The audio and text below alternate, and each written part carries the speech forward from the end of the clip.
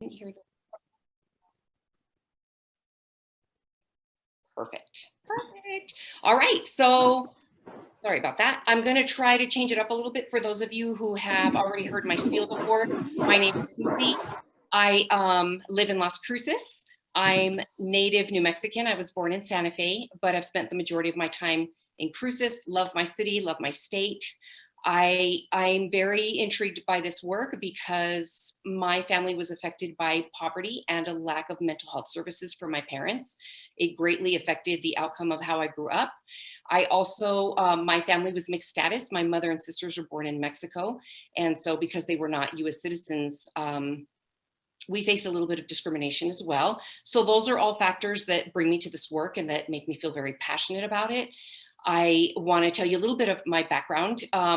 So I was thinking, oh, well, how long have I been working? I've had to keep saying this over and over again. I've actually been working since I was 12. And I think some of you can actually relate to that because when you are raised in a family that is low income, guess what? Your babysitting money, it goes to pay the light bill, which back in the day used to be like $8, but you know, whatever, that $8 really helps. But in an official capacity, I've actually have 30 years of work experience. 20 of those years have been in administration. 7 of those administration years have been in medical administration. The last thing that I did is probably the most pertinent to the work we're doing today. And that was I co-managed an education and outreach COVID vaccine campaign in the rural areas of southern New Mexico, which we lovingly refer to as the colonias. And that was really, really great work. And with that said, I just want to say that this, and I'm sure you've heard it before, but this is so unprecedented. This work that you're doing right now, we're in a time that, you know, if you remember in school or when the pandemic first started, we all thought back about 100 years ago when that was the last time we had something like this happen. So this is really important work that you're doing. I just want to say I'm really excited to do it with you. It's a big deal. And we're hopefully going to make a lot of change with the families in New Mexico. So I just wanted to name and recognize that. And once again, say how happy I am to be here. In a second, I will put my contact information in the chat. I just want you all to know that the reason that I'm here is to support you. And I will learn when you ask me questions. So please don't hesitate. I'm just a phone call, an email away. And just remember that the questions that will be directed to me will be about the scope of work and the program. And we'll get into that a little bit later, but that's really where I will step in. All right, so now let me go ahead and share my screen so that we can look at this amazing presentation that Susan Wilger created. Thank you so much, Susan. Okay. All right. So, okay, remember to mute if you are not speaking, please. All right, so the purpose of our meeting or the training will be that when you walk away, you will be able to identify at least one new idea to use in hiring. That'll be the portion that I'm going to cover. And then in the second half of the training, we're going to describe what is expected of your health counsel under the assigned tier that you've been given.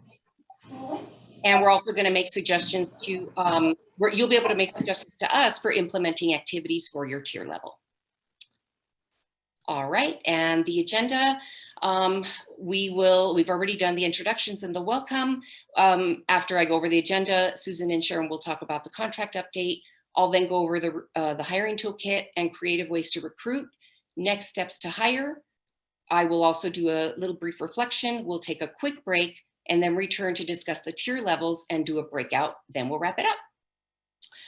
All right, so take it away, Susan and Sharon. Sharon, you're on mute. Just wanted to say we're waiting for the latest news, so you've got it. Okay. Hi, everybody. Susan Wilger. I am working both for the Alliance and with Center for Health Innovation. Today, I am talking on behalf of the Center for Health Innovation. And hot off the press, like 5 minutes ago, we received word that we have our fully executed contract. Yay! What that means, as everyone knows, we could not move forward with your contracts until Center for Health Innovation got its contract from DOH. So we've crossed that major milestones or reached that major milestone. So we only have about 10 minutes on this section. We didn't know how much we'd be willing to tell you because it was just day by day. But since we just got word the contract came through, here's what I can tell you. Because our contract, the Center for Health Innovation's contract, started October 18th. When you are issued your contract, it will begin October 18th. That will be the start date of your contract. You can invoice for October, and you'll be invoicing a standard amount over the next, I believe it's 10 months. Yes. So your contract date will be October 18th through June 30th of 2022. It'll be a flat rate every month. But before we can issue your contract, and CHI expects to have contracts out by next week, but in order for CHI to issue your contract, we have to have confirmation of who your fiscal agent is, who we're contracting with, and a copy of your W-9. So everyone, Marissa Tecca is the point of contact at Center for Health Innovation. She has reached out to everyone beginning last week. And so everyone should have been contacted to confirm their fiscal agent and their point of contact. So if once she has that and she has your W-9, she can begin to issue your contracts. You should get those within the next 2 weeks, no later than the 29th, if we have those things in place. If we don't receive a confirmation of your fiscal agent or your W-9, your contract start date will still remain the 18th, but we won't be able to issue your contract and you won't be able to invoice until later. So we'll go as fast as we possibly can. We have gotten some requests from some of the tribal councils for some specific language that is specific to the tribes within their contracts. So if you want specific clauses within your contract that addresses things like sovereign immunity and dispute resolution, that will be a separate contract issued to tribes. That may take a little bit longer. We're waiting on the language that the tribes need to have within their contracts.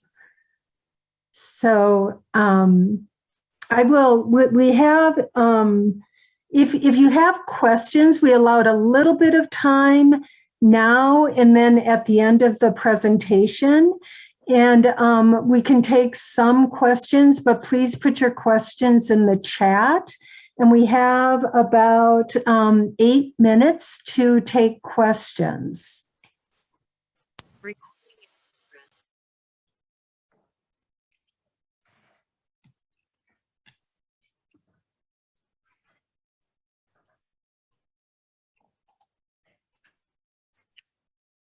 Does anybody have any questions? What was the name of the CHI contact? Okay, I will put that in the chat, and I will put Marissa's email address as well as a phone number if I have it, but definitely her email address. Will an additional email be sent out requesting this information? Will an additional email be sent out requesting your the name of your fiscal agent and request for your W-9? Right. So I think clarifying that a W-9 you're accepting from an organization but not an individual, is that correct for CHI? That is correct. We cannot at this point, because of the amount of the contracts, we cannot issue them to an individual. It has to be on behalf of a health council. And so the health council has to have a fiscal agent. Well, or If, if if they you are, don't care me jumping in real quick, I think what Jenny's asking is we've all received an email asking about who our fiscal agent is, but it was not requested for our W-9. Should we go ahead and email that, or should we wait for another email requesting that? Oh, thank you for the clarification. I will have Marissa follow up with everyone. And I think once she's sending out your contract, she'll ask you to return your signed contract with the W-9. and just to clarify, if you are a 501c3 or other organization that can have a W-9 on behalf of your own organization, it's not mandatory that you have a fiscal agent. That's only if you don't have a W-9 that you can complete on your own. And they are form fillable online. You can just search, do a Google search if you want. And they're easy to fill out and just either email or scan or whatever you need to do. We have questions from Enrique. Will we be able to build upon our long-term recovery work that we started earlier in the pandemic as a part of this? Oh yes, we want to see that. And can we use both contractors and employees for this work? Yes. If we are tier 3, will we still be able to use funds for capacity building? Do you want to say more about that, Enrique? What are you thinking of? Because it is all about capacity building, no matter what tier, but I'm just curious, when you say capacity building, are you thinking of something particular? We're trying to help, we're trying to get our board up to speed to be able to be a board for the kind of work that we've taken on in deciding to change our name to Health Equity Council. And so we're just trying to find the ability to invest in that. In fact, one of the things we have to help health councils build capacity is an assessment that was created by Susan and Anne that looks at several different domains of capacity that health councils can and should have. And we don't expect every health council to be at the same level for all of those places. So once you have that capacity assessment, which I think will be distributed in our December 6th training session, or maybe just before, you'll end up creating a capacity building goal that we hope will be informed by the data that you collect from completing that assessment. So that'll help you see where your areas of strength and areas of growth might be. And yes, the whole point of all of this is to improve capacity of health councils wherever that capacity needs to be built. So thank you for that question. From Tom, if a fiscal agent is a county agency, do you simply need confirmation from the county? I don't believe they would have a W-9. Susan? I'm going to have Marissa follow up with that because I know we have to have W-9s on record or some type of vendor verification. So if it's not a W-9 for a county, it may be some other type of documentation, but Marissa will let you know. Oh, I see your answer now. Sorry. That's all right. All right. Are we ready to move on, or do we have any other burning questions? Okay. Susie, do you want to introduce the poll that you were talking about? And I will try my best to push the button when it's time. Yes. And I'm sorry about that, Sharon. That was something we just learned like seconds before this started. Bear with us, y'all. We're kind of learning and it's kind of fun, but all right. So we are going to conduct a very quick poll with one question. The question is, how likely do you think it is to have your position filled within 30 days of signing your contract, which as we just learned will be the 18th. And so the answers will be either very likely, somewhat likely, very unlikely. So if Sharon, there you go. Wonderful. Okay, so and then we'll just give you guys a minute or two to do that. And there's really no wrong answer here. We're just here to discuss it. So.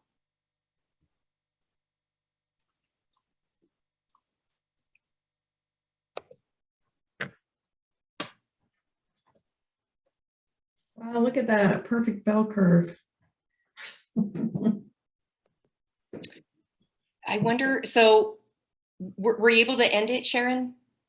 Sure, yeah. Oh, I didn't know everybody wasn't seeing what I'm seeing, sorry. Now I am. I'm seeing it. Oh, well, there it is.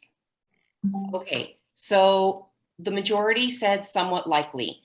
Wonderful. Okay, so if I can get someone to answer or to make a comment on those of you who selected very likely, if I can get someone to just kind of give us a little bit, what's your thought process with that? Why did you answer that way? Anyone, please? From the very likely group. Hi, I'm with the Travis County Health Council. We actually already have our full-time coordinator. She's starting on November 1st. So we were a very likely. Yay, that's awesome. And she's on right now, Miss Joanne Lopez. Oh, welcome, Joanne Lopez. We're excited to have you on board. Okay. Hello. Great. All right. And how about someone that answered somewhat likely? Anybody willing to chime in about why you answered that way?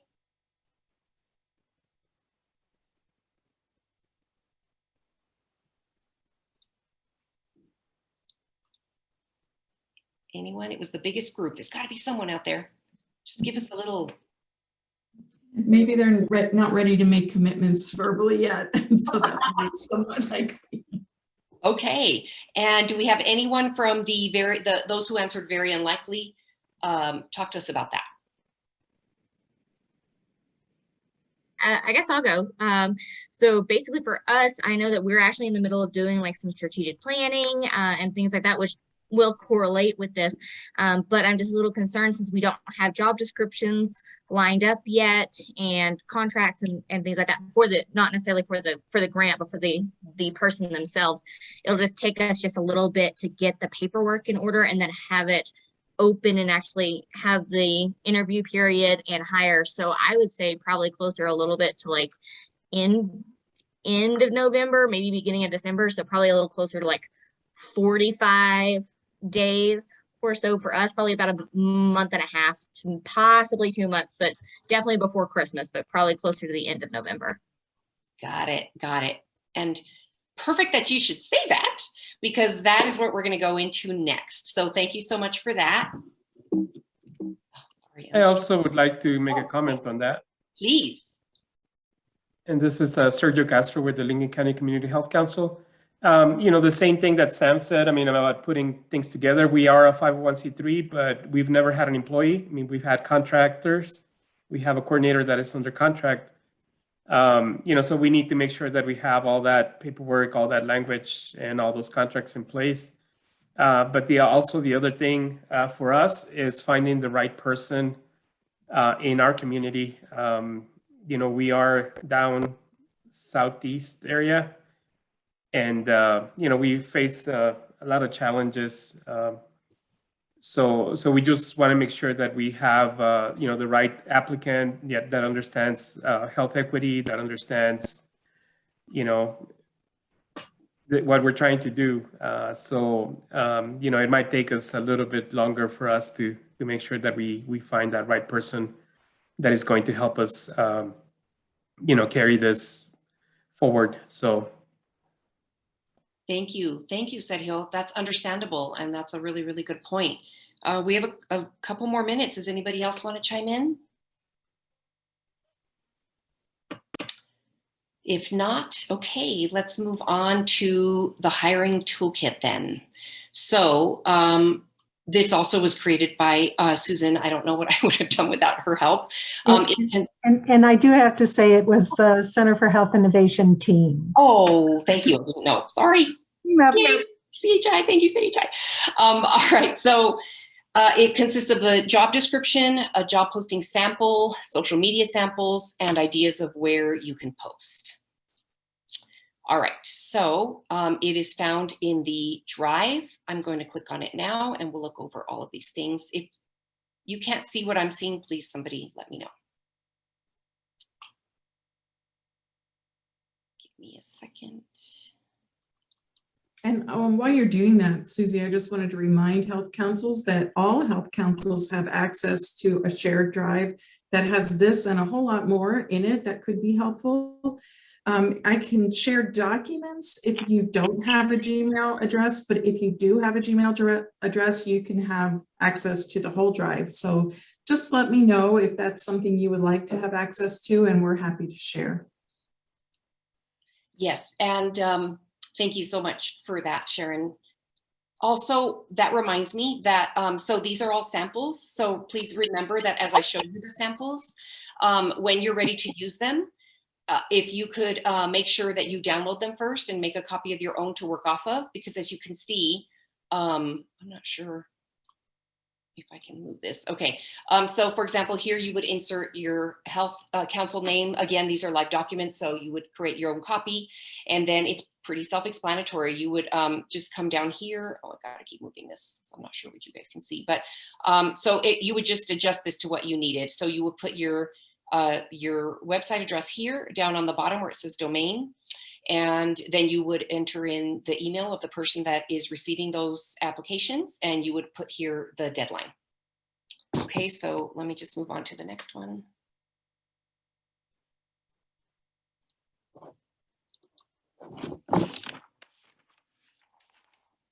Okay, same thing. I won't necessarily make it bigger because it's really the same idea, but this is beautiful. I have to say this one's my favorite.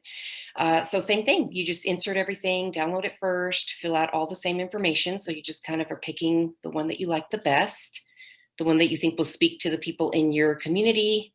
Here's another, gorgeous, gorgeous. Same, filling out all the same stuff. Why is this giving me issues? Okay.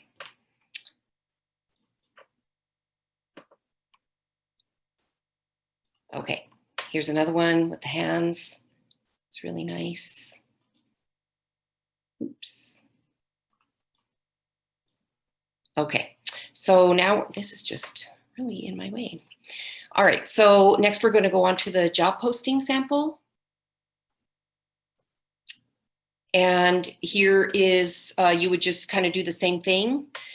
Just one note to make here on this particular slide, if someone has decided that they're going to perhaps pay for like a paid announcement and they charge you per word, then definitely need to condense this and make it shorter. I can help with that if you need me to, but this was already created, so it's ready to go.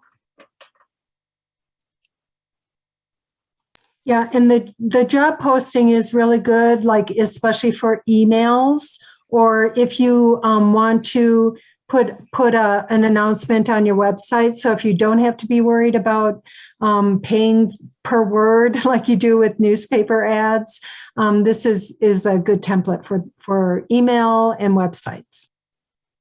Thank you, Susan. Okay, here's the description.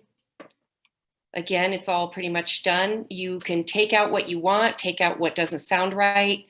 This is just really a template to help you out. It's really, I find it to be very helpful. Make that a little bigger. You're putting, just keep in mind here, this is the supervisor position, not the name. Highlighted that here. You're putting in the supervisor position, not anyone's name in this portion here. And the rest is pretty self-explanatory. Again, you just kind of go by what applies to you and your health council. Okay.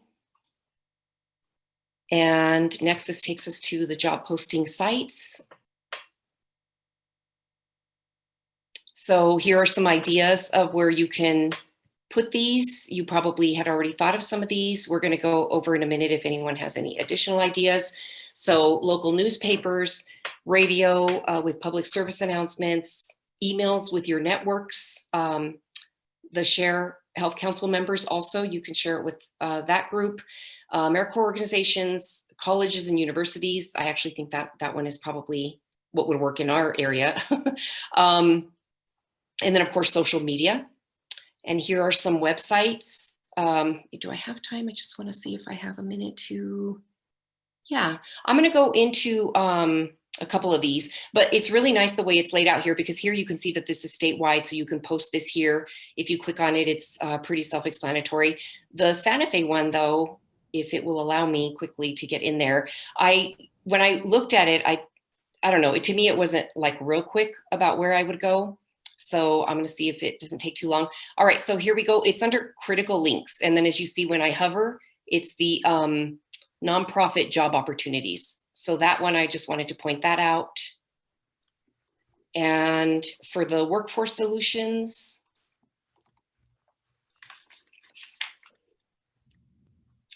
it is under services for employers. So you would click there and you would post your job. Pretty exciting stuff. Okay, so does anyone have any questions about any of this right now? I have a quick question. I know that's not in the toolkit, but as many of us mentioned, we're going to be interviewing as well. Are we going to get some example interview questions or some information kind of regarding like setting up an interview committee or anything like that? Oh, that's a good question. Susan, can you help me? I can. We do have access, and Susie will have access via the core team, some sample interview questions. And so, Susie, maybe what we could do is pull out some questions that we think would be very appropriate for the health councils, and then we can share them with the health councils who request them. But go ahead and request them through Susie. Okay, thank you so much. Yes, and while we're on that note, these items will all be available upon request. The PowerPoint, we're going to go into the tier level descriptions and the toolkit, but the toolkit is also in the shared drive. So just reach out to me if you have any questions, but thank you. That's an excellent question. We also have a couple of questions in the chat. Anna's asking, is there any equal opportunity messaging on the announcements? Chris is asking, have anyone ever used Indeed? And do we have a sample contract? Couple questions. One regarding equal opportunity. A lot of organizations have an EEOC clause within their policies and procedures. So I would advise folks to check with your fiscal agent to see what language they use or what they require if needed, or with your health council if your health council has any EEOC type of requirements or policies. Regarding Indeed, I know at Center for Health Innovation we've used Indeed, which is a really, really great service. It is there is a small fee. One thing is it is national, so if you use Indeed, you can filter somewhat, but be prepared to, you may get applications from all across the country. So how are you going to screen the volume of applicants that you may get from not only within New Mexico, but all over the place? And then with regards to a sample contract, we did send out sample contracts last month. And as long as we have the name of your fiscal agent, you will have the actual contract. If you're talking about the contract between Center for Health Innovation and your health council, but if you're talking about a contract for a contract employee, what we suggest is you take that job description and you want to turn it into a scope of work for a contractor. So under like essential responsibilities that is in the sample job description, you might want to go ahead and take that. That would be the scope of work. But if you actually need a sample contract between your health council and an independent contractor, that's something that Susie and I can look into, and Susie should be able to find a sample to send to folks. And then before we go to Chris Hollis, I just want to ask, we have a request. Susie, would you please post the link in the chat so people can access it when they're ready today? Right. Chris. The other thing we do want to advise, if Susie does send out a sample contract between your organization and an independent contractor, we do advise that you might want to run it via an attorney. It is a legal agreement. And so we can send you samples, but it's up to you to make sure that you review it for any legal liability. Okay, go ahead, Chris. Just a quick thing. I'd really like to encourage everybody this time around, despite the EOC sort of recommendation, but to send out the announcement to other groups that you know in your community. For example, those that work with those with disabilities or LGBTQ plus groups. I mean, to make a specific effort, since this is all around health equity, it would be very nice if we made a specific effort to reach out to those groups. Sounds Yes. good. Thank you for that reminder. And then we have a question from Anna about metrics. As far as metrics for the contract itself, that you would be contracting with an employee or a contractor, that would be the scope of work. And I don't know if Susie or Susan want to expand on that any more about metrics. And with a scope of work for an independent contractor, and maybe when I get together with Susie, she can kind of give you some guidance. And it really depends on your organization.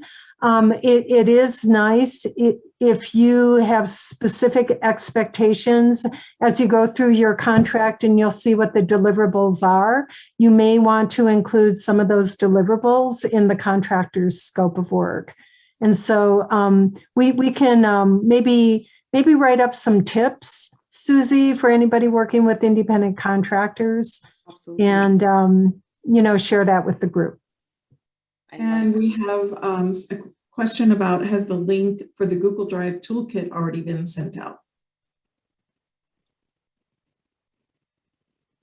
Susie? Oh, sorry. Have you sent them? We can also post it in chat right now. Let me back up. I thought that Susan had shared it. Well, maybe it would be good to share it again in chat, and in a follow-up email when we share the PowerPoint to also include the link. Do you have an attorney we would be able to talk to? You know what, in the past, I did have contacts for low cost or no cost attorneys for nonprofits. Typically, organizations do have to pay legal fees, but we can look into that to see if we can find some resources for pro bono attorneys if anybody is in that situation where they really can't afford an attorney to review a contract. There may be some low cost or no cost resources.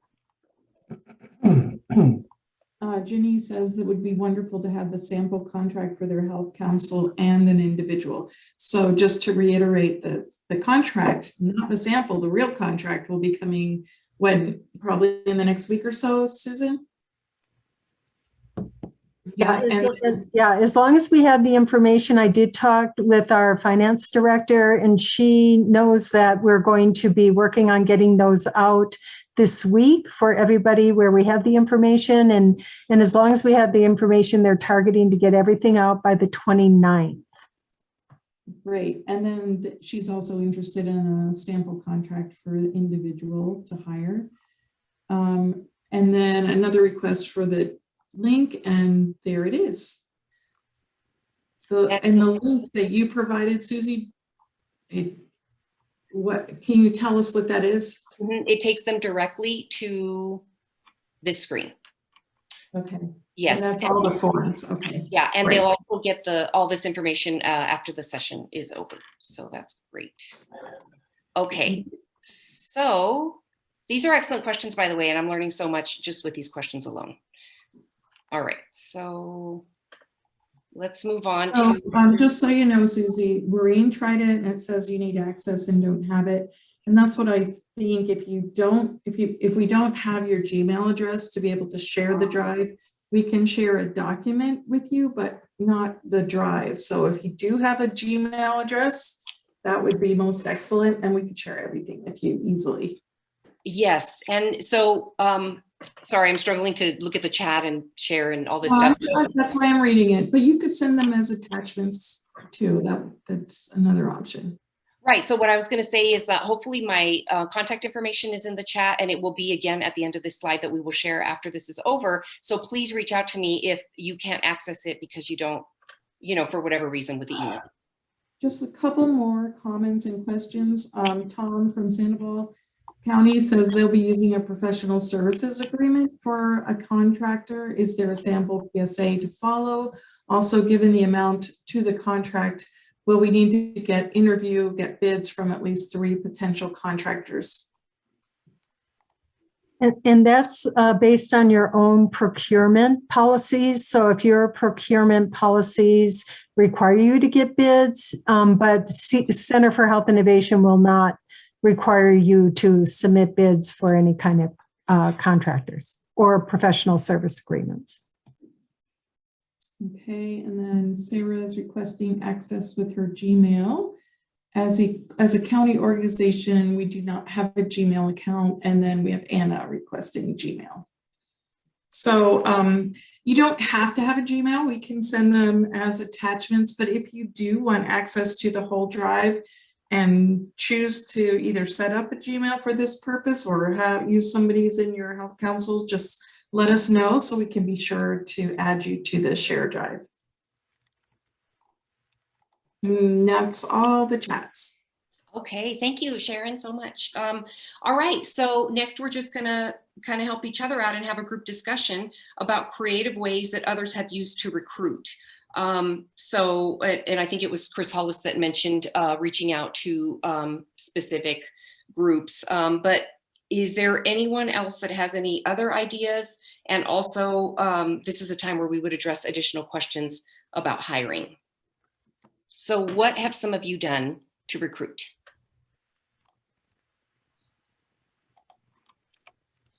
Aside from what we already mentioned, the newspapers, radio, email.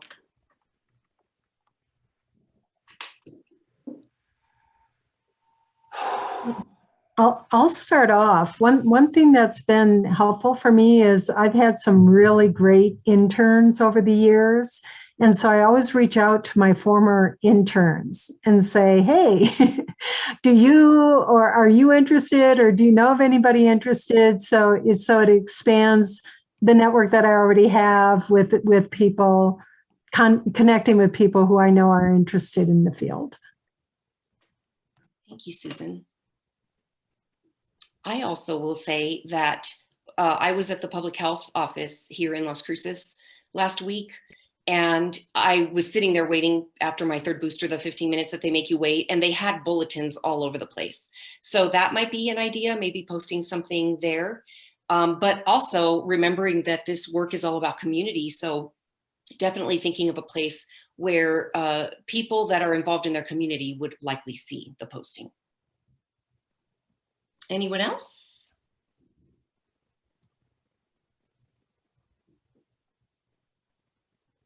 Are there any chats about it?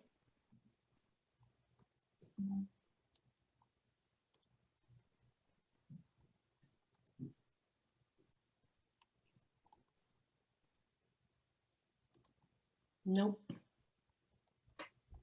I was just going to mention, I was looking it up and I can't find it. It used to be so easy, but there is an email tree for NMSU, and I've forgotten the woman's name who handles it, but she usually puts out job announcements on that NMSU line, and so does Francisco Ronquillo.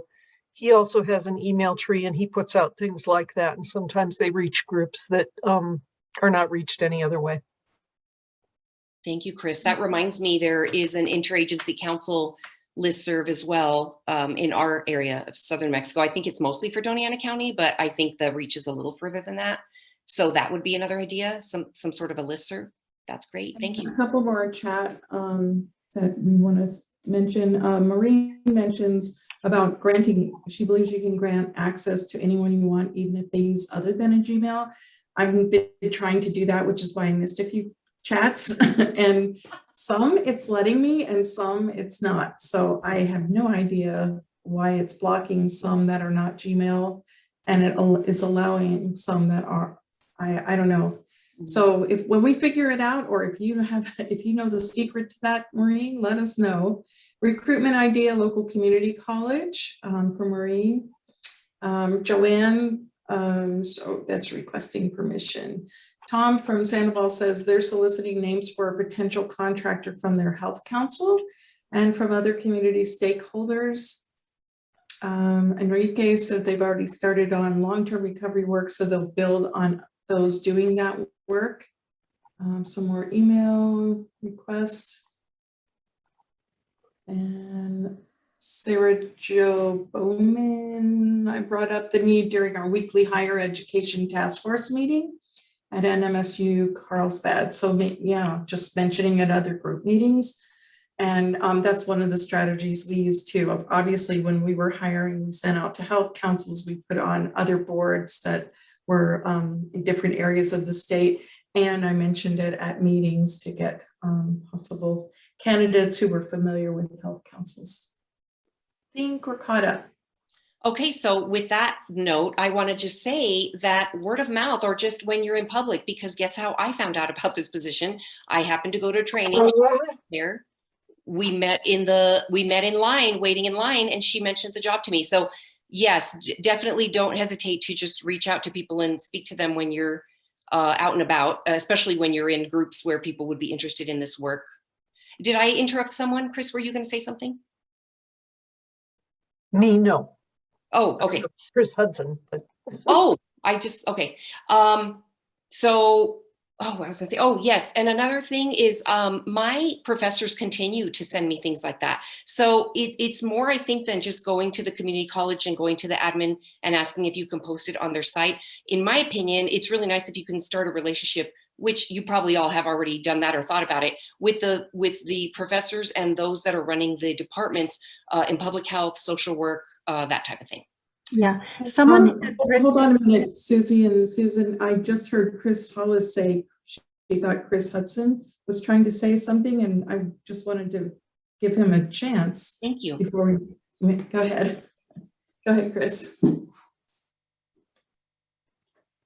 I don't think I had anything to say, but I was thinking something. So maybe just the other Chris was feeling the vibes. I was just thinking, hiring is one step, but I'm a contract. I have PSAs and everything, so we work that with our health council and through our fiscal agent. But the more money that we're having to take in, and this is a big chunk of money, I think we're having to think about more accounting stuff too. I just, maybe for later in the culture of health is starting to consider the accounting work that's going to go behind this, not just hiring the person, but then also, our projects and stuff that can get very, very big really quickly, or very overwhelming very quickly, depending. Yeah, just putting that out there. Thank you. Thank you so much. And Susie, I do want to mention, I did notice in chat earlier, someone had mentioned that some newspapers actually will run free classifieds for nonprofits. So check with your newspaper to see if they do that. And then, of course, your radio stations will run public service announcements. I'm not sure if, I think you have to be real creative in how you're presenting it, but this may be an opportunity, granted, it may not be prime time, but getting that word out via radio would be another option. Absolutely. And Enrique is saying it would be good for the project to suggest a percentage for administration, accounting, and more like Chris is mentioning. And we do have a limit from DOH that 20% is the most you could have for administration or indirect costs. Susan, did you have any more from CHI's perspective? We don't, but really it's up to each health council to put together your budget in doing the best that you can. What will it take to carry out this project?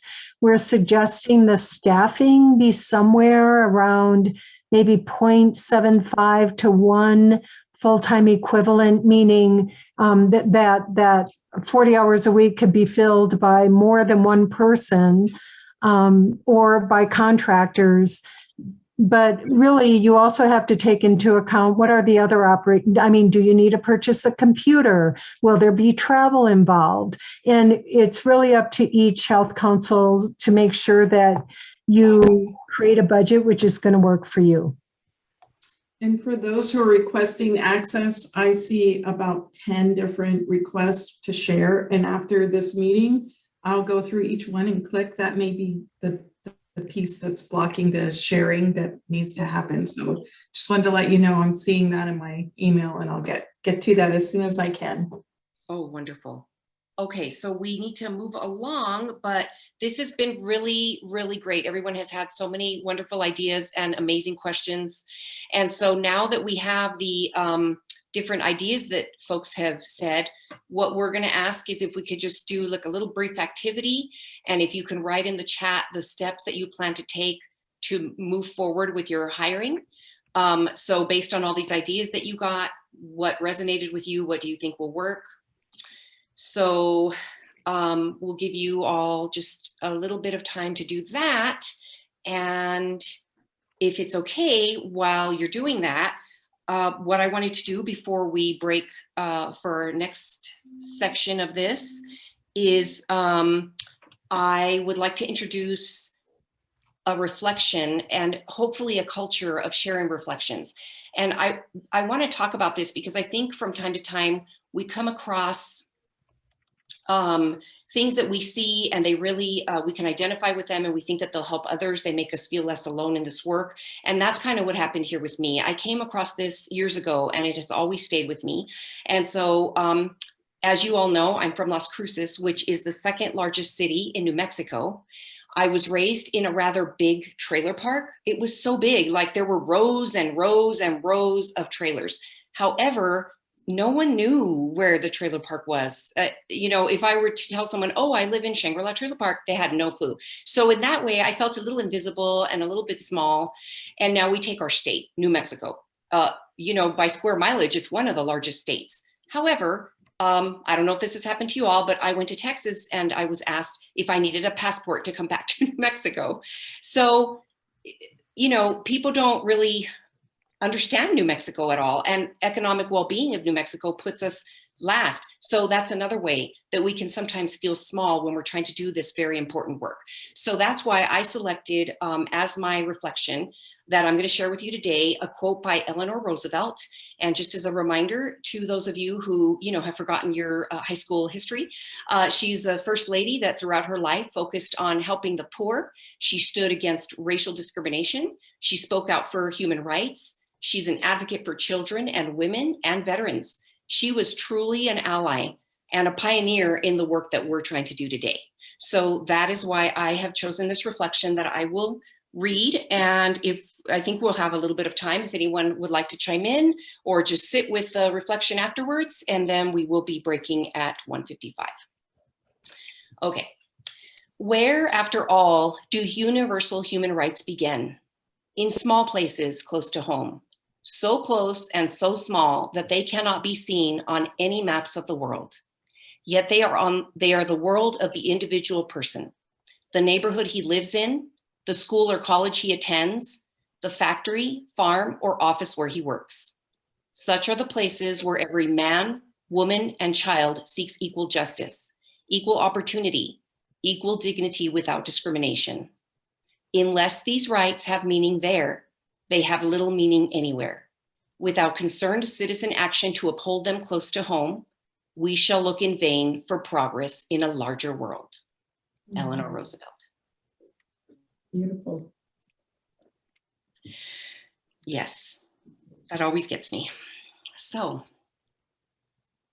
if anyone would like to comment on that, feel free, do so in the chat or just shout it out. So the chat, Susie has people sharing information about what they're going to do for follow-up that you requested. We had Chris Hudson sharing a resource for accounting for nonprofits and also banking for nonprofits in the chat. Comments about what you just shared, that it was beautiful, love it. I think it's really important that we take time to remember why we're doing what we're doing. Sometimes it's so easy to get caught up in the process that we forget why we're doing it to begin with. And once we lose the purpose of what we're doing, it's real easy to slip down to become the people and the organizations that we never wanted to be. So while we're looking through all of this process stuff that feels a little heavy getting started, be sure we take time to remember why, because without the why, the process doesn't matter. Thank you, Sharon. That's beautiful. Okay, are there any other chats about the next steps that folks are going to take? Oh yeah, you've got a lot in there. Okay, I stopped sharing my screen so I can actually read the chats now. Yeah. Wow. Yeah, these are amazing. A lot of hard workers. Well, I'm just imagining the community impact of each of these health councils staffing up, getting opportunities for capacity building, opportunities to share with other health councils in a way that we have never had. What will be happening this time next year in all of our communities if we are able to make the connections and build on the work that's already been in process, and think about new ways of doing things and new things that matter to our communities. I can't even begin to imagine, but I'm excited and looking forward to that. Yeah. Okay, well, it is break time. So we will break for 5 minutes and we will be back at 2 o'clock. Is that okay? Great. Thank you.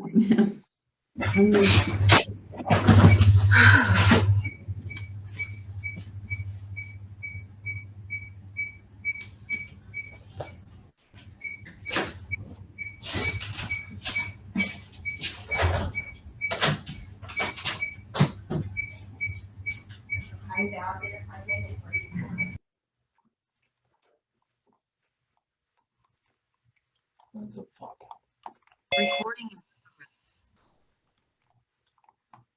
Nicole, you just joined us and we're taking a 5-minute break. So we'll be back at just a little bit after 2, right at 2, it looks like. Okay, thank you. Sorry, my internet keeps going out. Oh, familiar problem. Thanks for being persistent and joining us again. I'll never stop trying.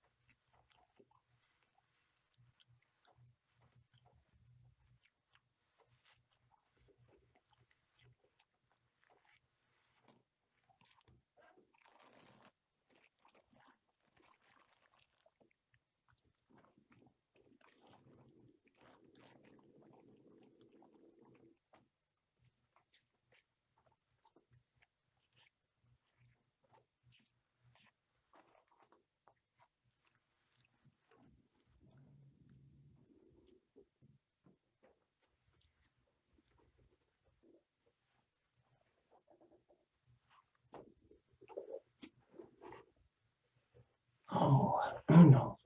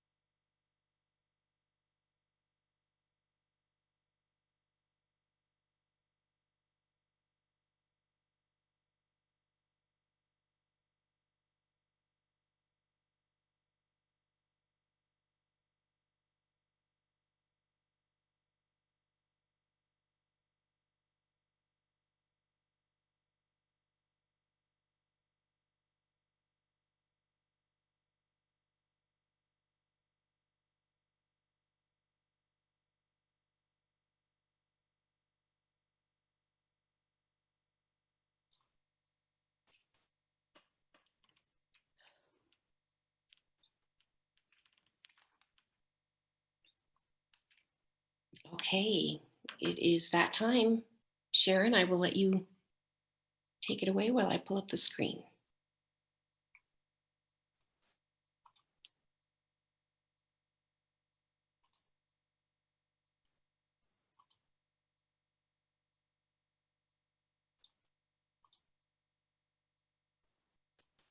Sharon, you're muted.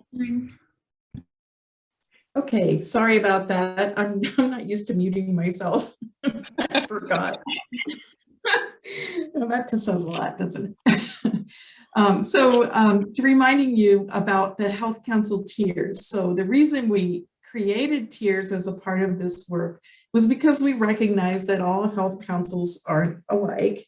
And because of that, we wanted a chance to kind of customize the work so that it would fit wherever you are in your process for capacity building.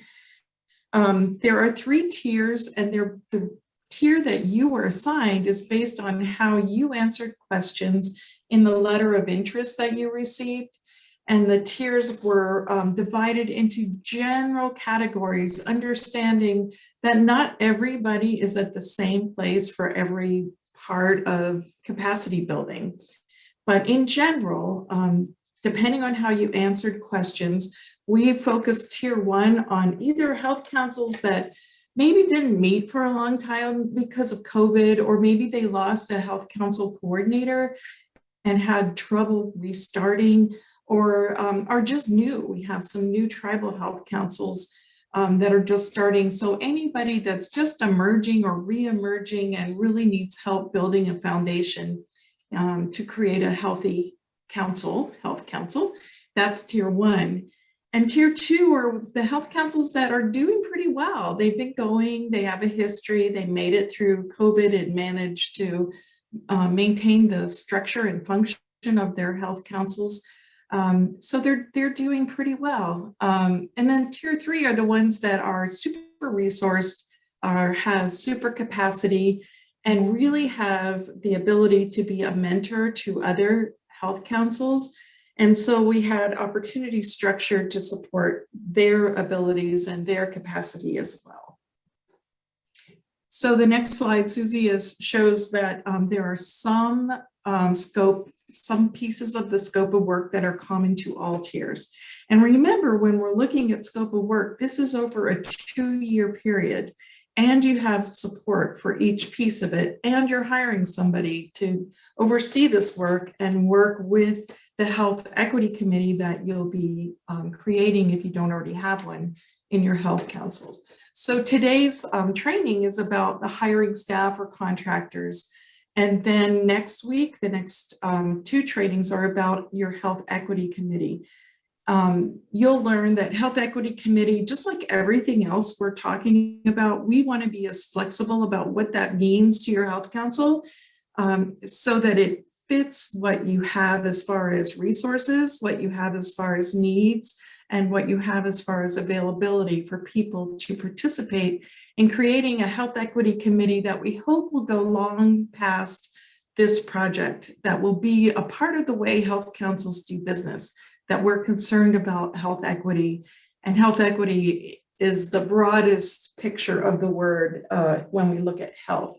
It's talking about community health that includes all the social determinants of health. And then I mentioned earlier about the capacity assessment tool.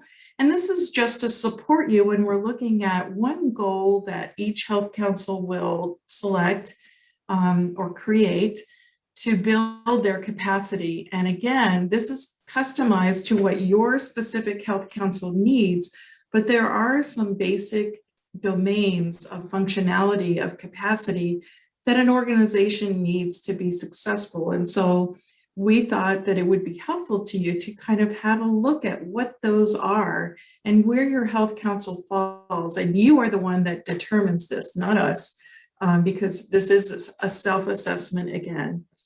And then attending the culture of health trainings, that's what these are, the first and third Mondays between 1 and 3. Part of what our trainings will be is building on the culture of health work that our 7 health councils participated in for the last 18 months. We learned a few things from them and through our work with them that we want to share to build other health council capacity throughout the state. And then technical assistance meetings will be the first and third Mondays, but also we have one-on-one capacity for health councils that might have a special need or a particular question that is really focused on their specific needs. We want to offer technical assistance in as many ways as possible, but there are some basic implementation process pieces that will be of benefit to all health councils.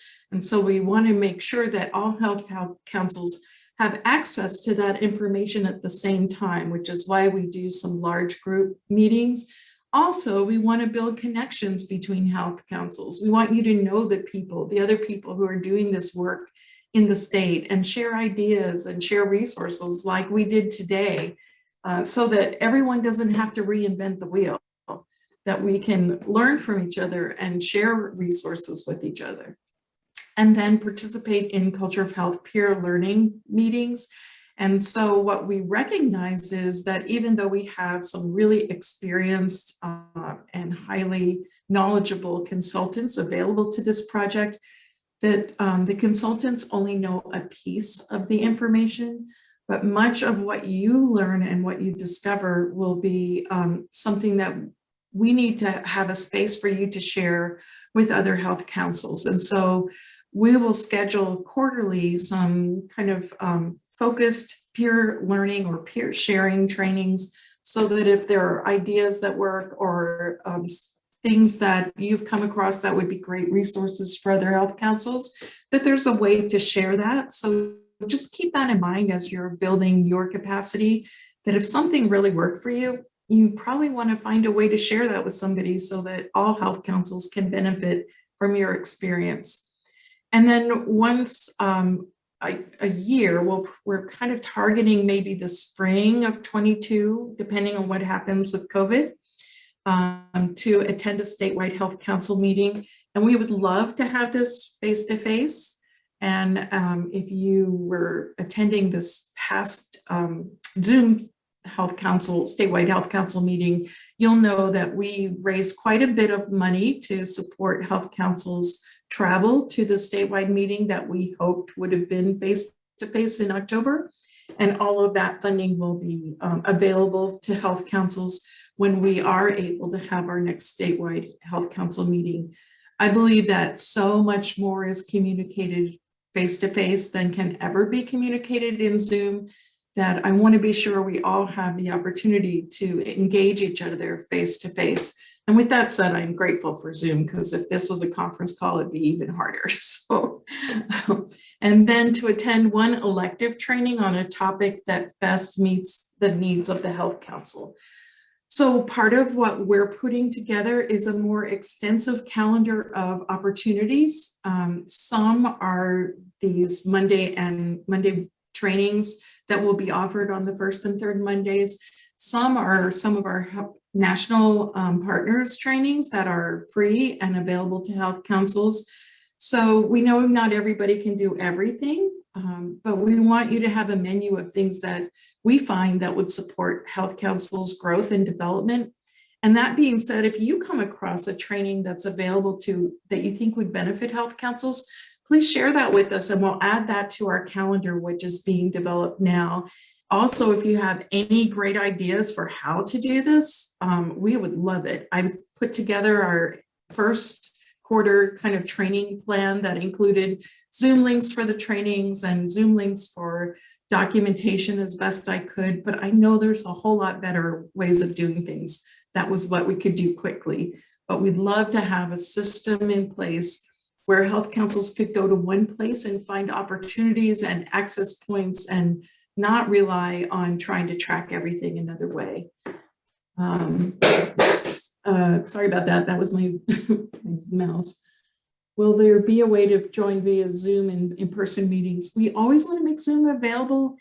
It's really hard for a large meeting, but that's our goal, is to always have Zoom available because access matters. So if you want to go to the next slide.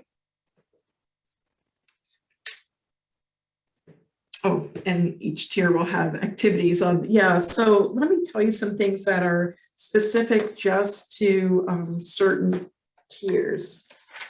Oh, I've lost part of my notes here, but I think I can remember. So all of the activities that I just shared are things that all health councils will do, but tier 1 in specific will really focus on their policies, practice, and systems. Tier 2 is looking at capacity building through either like an option of either assisting with a training, so you're building your capacity as a trainer, or participating in train the trainer opportunities with community-based participatory research, gathering primary data with surveys, interviews, focus groups, etc., or enhancing communications with social media or videos, some other medium that maybe you haven't used before. And then tier 3 will have mentorship opportunities, including coaching training and working with another health council that maybe you already have a relationship with, like Lincoln and Otero counties had for the culture of health. Or maybe it's somebody in your region, your Department of Health region, that you would like to be a support to, or maybe somebody who has the same priority in their community as what you do. So you'll have a choice if you're tier 3 of that activity, or participating in the community-based participatory research train the trainers course, and then being available to co-lead some of the trainings around that course. You want to go to the next slide? This is not on my slide picture here, so okay, there we are. So our goal is not to waste your time. We want to put a lot of time into planning and listening to you and making sure that you have a great experience with trainings, so that we're not as concerned about counting people who attend trainings as we are about engaging people in changing their world. So because of that, we're not making anything mandatory. We want to make it valuable, and we want to give you the opportunity to participate in what is valuable to your health council. If you ever come to a training and you think it's not valuable, tell us how to do better. Tell us what you would love to see that isn't there, and let us have the opportunity to find ways to serve you better. So we're going to move into breakout rooms next. And I have tier 1. We have Susan Wilger and Ann Hayes-Egan, who will be working with you. Tier 2, Alyssa from CHI, and no, Alicia, I'm sorry, I said it wrong, and Victoria. And tier 3 will be myself and Nina. Nina is from UNM.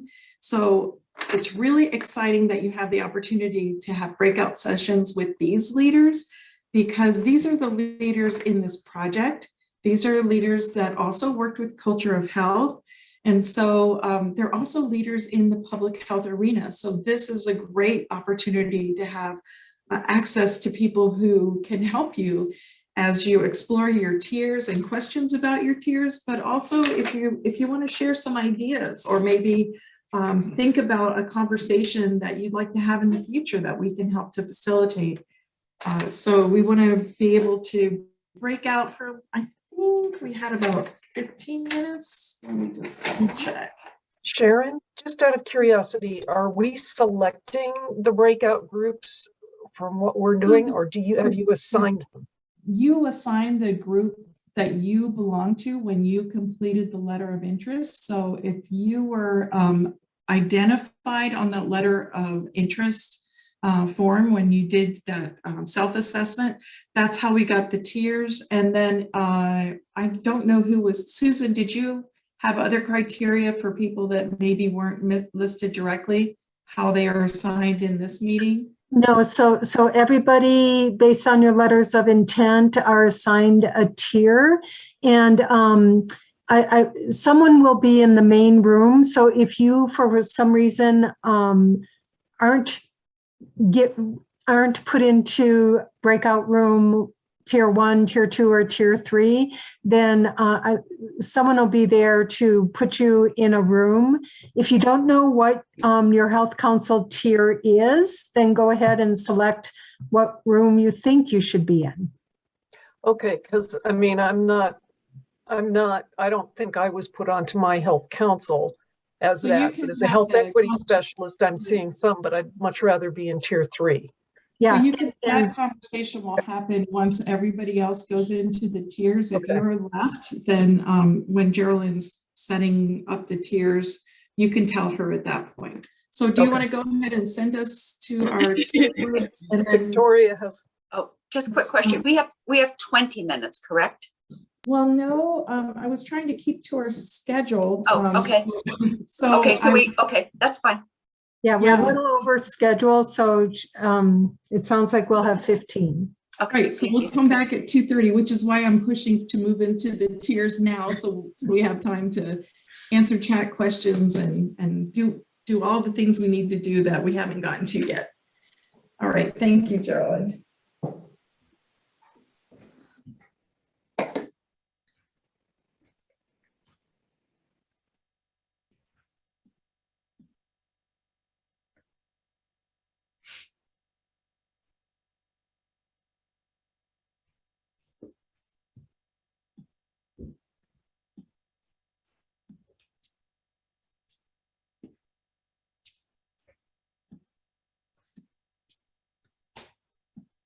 Okay, let's see. Okay, I have a few here left.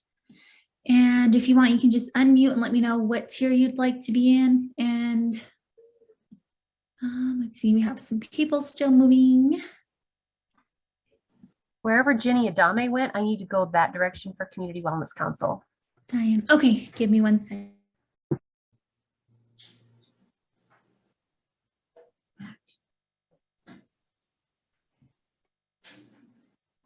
Thanks, Geraldine. And I will need to go where I guess Amanda Evans for San Juan County.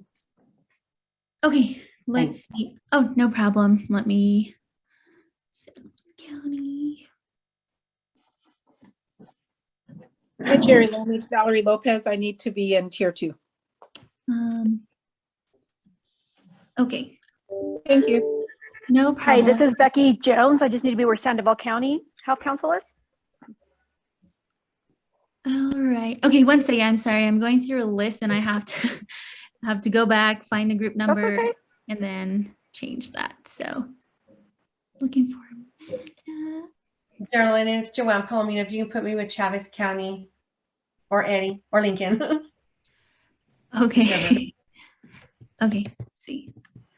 Carolyn, this is Leslie. I'm just here for the Southwest region. I don't necessarily have to be in a room. I could just hang out here and wait for it to resume, if that's okay. That's fine. That's fine. Okay, so I got Christina to 2. That's where Amanda Evan is. Okay. Joanne Palomino, I'm sorry, could you tell me what room again you need to be in? Either one, Chavez, Eddie, or Lincoln. Add, okay, I'll send you with Eddie, so that'll be in one, okay? Okay, thank you. And Geraldine, this is Diana Lopez. If you could add me to, I think, tier 3 with the Health Equity Council. Great, I'm sending you now. Thank you. No problem. Geraldine, this is Stephanie. I can either hang out here or put me in with Torrance County. Torrance, With Debbie or Adrian. Okay. Thank you. No problem. Let's see, let me get Carolyn, Torrance. this is Jackie. Can you put me with Catherine? Sorry. I know Okay. everyone's bombarding you. This is still That's Betsy. I'm fine. just waiting. Jackie, where did you need to be? Catherine County, I think they're going to be tier 1 or tier 2. Okay, I'm looking right now. Catherine County.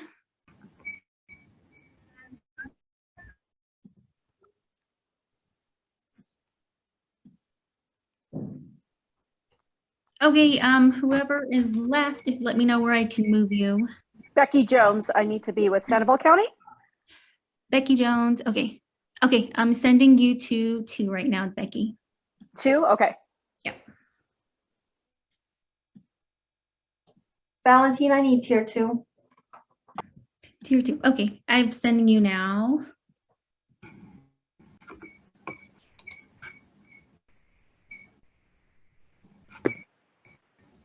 This is Joanne Lopez. I need to go to tier 2. Okay.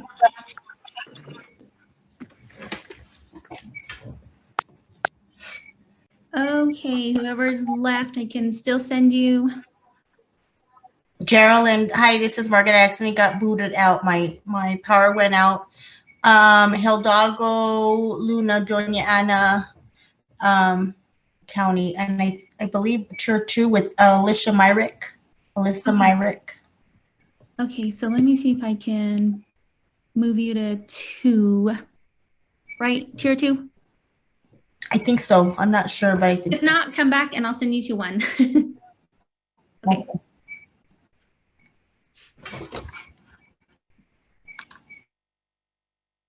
Carrie, did you need to be moved to 2?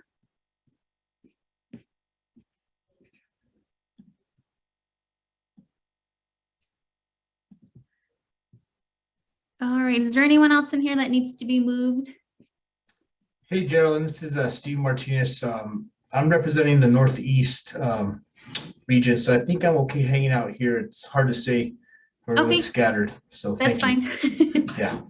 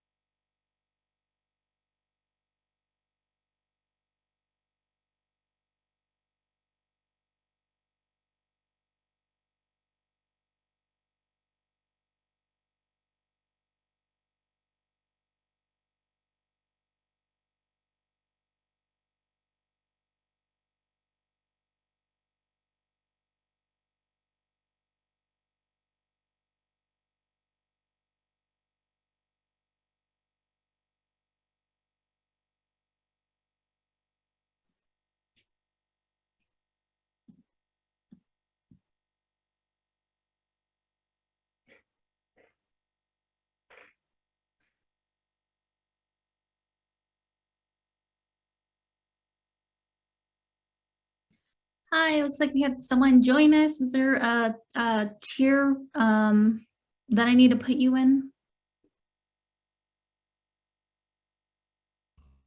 I don't know if that was me, Geraldine, but I reconnected because my internet's all over the place. Okay, yeah, I had someone with a JCATA. Okay.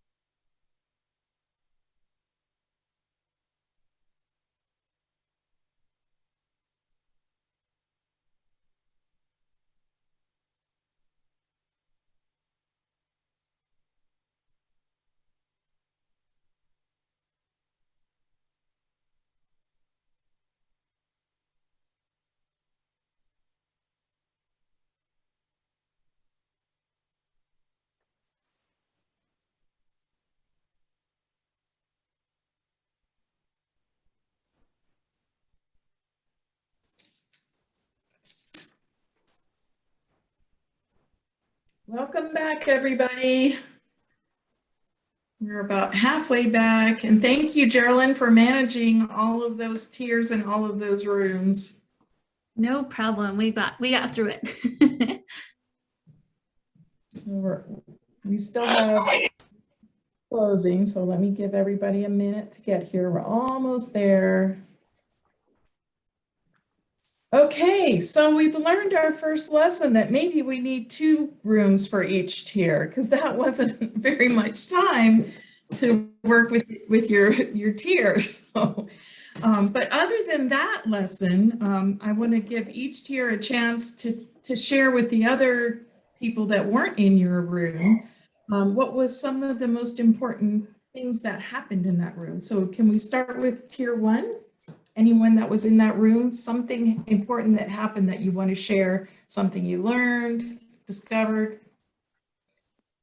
Well, I think just going through the questions that were asked, the self-identification that we had around what our strengths were, a lot of the people in the group felt they had good people involved and dedicated people in their groups. Also, many had good community partners. Some of them had previous health council histories, even if they were just in the rebuilding again. There had been past history, so some guidelines for them to go forward. As far as some of the challenges, some groups mentioned the political leanings that they were dealing with might be a bit of a challenge. Governmental buy-in is difficult for some of the groups, so that's a big challenge. Some felt that the hiring of a coordinator and getting that established was going to be a big challenge, as well as some that have tribal authority concerns, having to kind of work through those issues in regards to health council establishment. And as far as the helps or the needs, most felt that the Alliance and all of the groups that are helping with this are doing a great job in anticipating questions, giving out information, helping kind of handhold us along the way. Wow, that's a lot. Anybody else from group 1, or were you the official spokesmodel, or I don't know? Any other comments from group 1? Okay, group tier 2. Perfect. So I got voted in as the representative for group 2. So we kind of talked about quite a few things with some of our things that we bring to the table. A lot of the groups said that we have a knowledge of the county, that we're very grounded in the community, a nice diversity of community partners, that there's definitely a history kind of amongst our health councils about the community and community members. Some of the challenges that were mentioned was a lot of manpower issues. It sounded like the majority of health councils were very excited about this funding, and the majority of the county was very excited, but that a lot of people say that even though the general consensus is that they're very excited, that it still would always leave like 1 or 2 people actually doing the work. So there was definitely some concerns about manpower and some challenges with hiring. There was also some mention about changing the health councils themselves and kind of their vision and structure.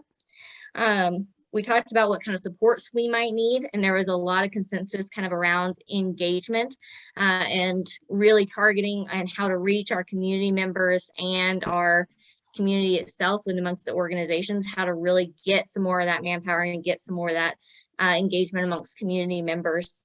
And then there was also a little bit of talk kind of there at the end about strategic planning and some different ways that we could engage some community members. So that was kind of our general consensus. Great, sounds great. Any other comments from tier 2? Okay, I'm sorry, I didn't want to interrupt you. Go ahead, Susie. I was just trying to help Sam because we were both frantically taking notes. But another one of the challenges that, in case you didn't mention it, Sam, I'm not sure, but it was that there were some councils that felt that they were very spread out, and so distance was definitely a challenge for them. And just one more point, that some of them, in terms of the assets that they brought, focus and passion, and also diversity and different perspectives. Great, thank you, Susie. Tier 3, anybody from our group want to share anything that happened? Rosalie's got in chat, Tier 3 introduction of members and their respective coalition and connecting past partners. So I think we had, it was really hard for Tier 3. It was Nina and myself. It was really hard for us to move to questions before we knew who was in the room.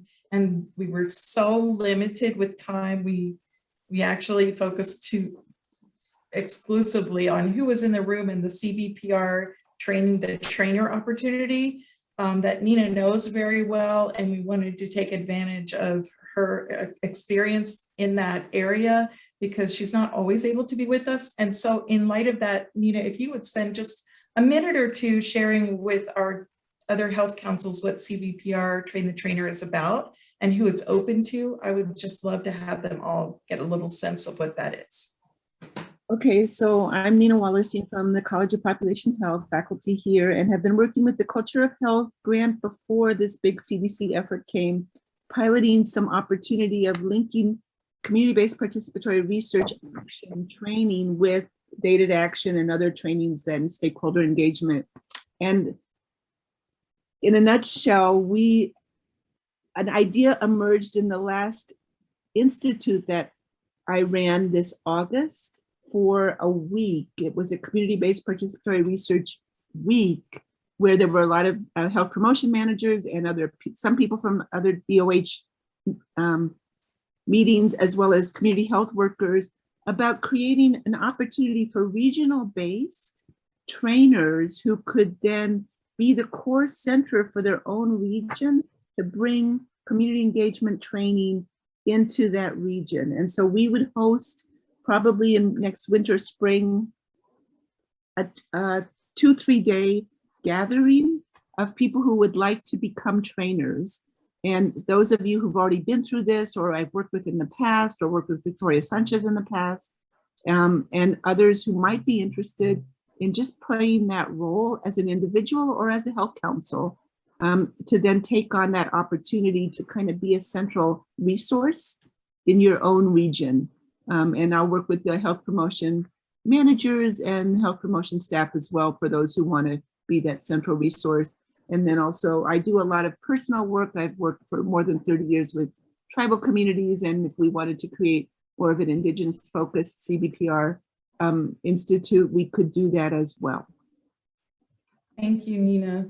So I just wanted to summarize before we wrap up that what I heard from Tier 1 and Tier 2 and Tier 3 was that we have a lot more in common than what is different.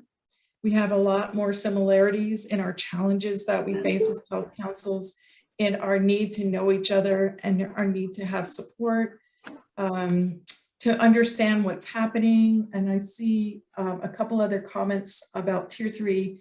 They asked about capacity building for our board of directors. And so that was Enrique from Bernalillo, who is one of our strong health councils, who was having issues that you might think are Tier 1 issues, basic capacity, structural issues. And so it just was illustrating the point that we're not all at the same place, even if you have self-identified as Tier 1 or Tier 2 or Tier 3. Not everything you do is in that tier, because tiers, health councils are just like us. It depends a lot on what your environment is, what your resources are, what your experience has been, what your knowledge has been. And that's not all the same, dependent on any single factor. And Sharon, I'm so glad you mentioned that, because you all will find out when we go into the self-assessment. The self-assessment is looking at 8 different domains, so that you may say, golly, we're flying with these 4 or 5. These we're chugging along. Woo, these we really need some help. It's just as Sharon said, overall, you may see yourself, okay, well, we're a Tier 2 health council. And then for all of us, we have things where we just really excel. And if you're a Tier 1 health council, there'll be things where you excel. And so it's really, the overall piece doesn't necessarily show the really interesting nuances that every health council is going to see as we look at self-assessment. So thanks, Sharon. Oh, thank you. So really, I want to keep away from putting too much value on the labels of tiers 1, 2, and 3. It was just a way to help to focus on capacity building or organizational development at the next stage, or being able to mentor and be a resource. And it's just kind of a guideline. So to wrap up, we're almost done. I want to give you a chance for any additional questions that are burning questions that you don't want to leave until you have an answer. Susie said we have a couple of health councils that mentioned a long-term vision of being a hub or the go-to liaison for resources. What a great role for health councils to be the hub of your community. See, Susan commented that Enrique's Health Council may have an opportunity to help to develop board member development training that could be shared with health councils. Chris, I see your hand. Chris Ellis. I'm just curious again as to how you see selecting a health council that will be mentored, for example, by a tier 3. How would that process be put Those would be, we would hope those would be natural relationships. So either could be a bordering health council that you already know and interact with.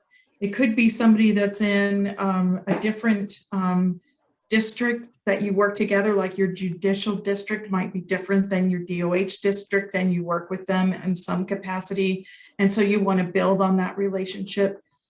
What I would hope is that if a tier 3 health council chooses a mentoring role, that they're building on an existing relationship and that they are the ones leading that connection, and we're supporting it, that the alliance doesn't feel like we have the qualifications, or nor would we want to, even if we did, make artificial connections between health councils. We want them to be natural and organic. Yeah, and another idea that came up in the core team discussions is, as we go through the capacity self-assessment, or as we're going through training or technical assistance, and say another health council says, you know, we would really like more help in this particular area or around this particular issue. If we know that there's a tier 3 that excels at that, that may be a opportunity for a match. But of course, we would the alliance would make sure that both health councils were in agreement that they wanted to be matched up. Right. So it's building on a relationship that we hope will endure past this project. That's the goal, sustainability from day one in every area. So we have 1 more minute. I just want to remind you that the next training for this purpose is on Monday, November 1st. And we will be talking about what a health equity committee might be for your health council, how that could look, and give you some ideas for how to move forward in that area. Between now and then, if you have questions, you're welcome to contact me. You know, Susie also shared her contact information, and we would be happy to help support you in any way possible. We hope when you leave these trainings that you feel like you've been lifted up, that you feel like you've been supported, and that you're ready and energized to move to whatever your next step is. So thank you all for coming. See you all later. Thank you. Okay, I'm back now. Thank you. Thanks.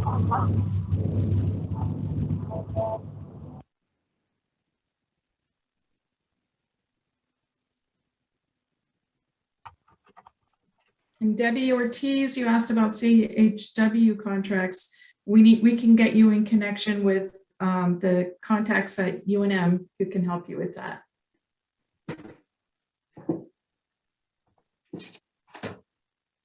Thanks, Sharon, and everybody. Thank you, Sharon. This is Debbie. I'm on my mobile phone getting all of this done, but we just really appreciate everything. All the information was so good, and we're so excited about hitting the ground running. So our first real kind of event that we're doing is tomorrow in Encino. We've set up their vaccine clinic for them, working with our public health nurse and our health promotion specialist. Excellent, excellent. Well, I will email you the UNM contacts so you can follow up directly with them about the CHW contracts. Because Okay. I'm kind of out of that loop, but I sure can Yeah, connect you to that loop. yeah, they extended their awards, but they do plan on sending out award letters this week. This week, okay. They had said the 18th, but I know that things are crazy, so we'll just kind of wait and see, because we'd like to start working with that that individual as well if we can hire them. Great. Great. Okay. So thank you. Have a great day.